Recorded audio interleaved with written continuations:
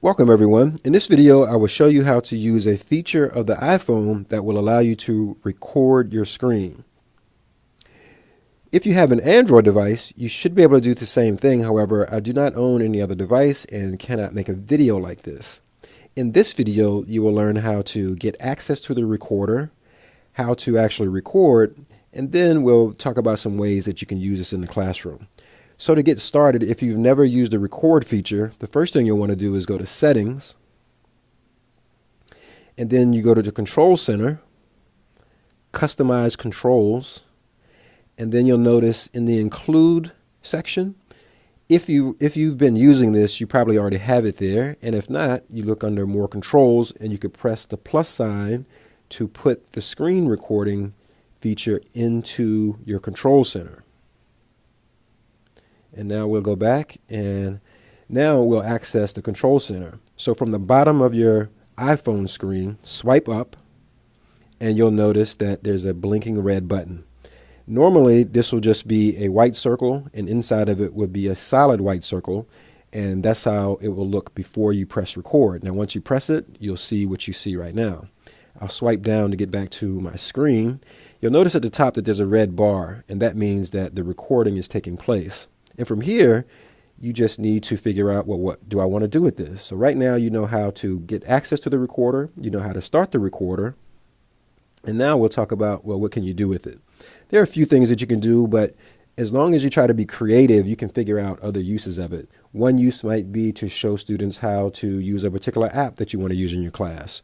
Or it could be used to create some sort of educational lesson using a website or some other app. So you might show a lesson that teaches kids how to do two-digit addition.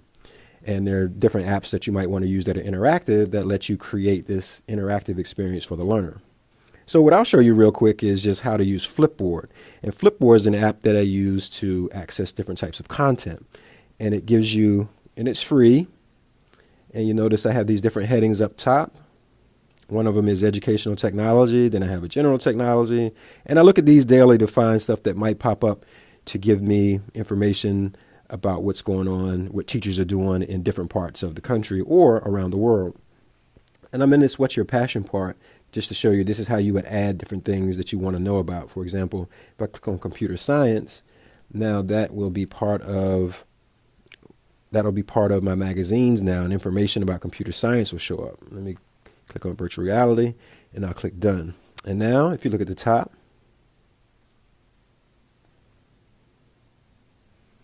you'll see computer science that I just added, and I can start to get information.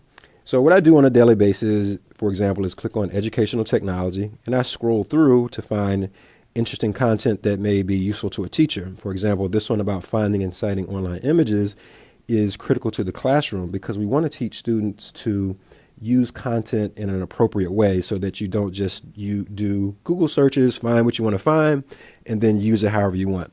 It's always good to cite the content that you use, to be respectful to the creator, and then to be in that scholarly thinking about sharing information and showing where you get the content that you use.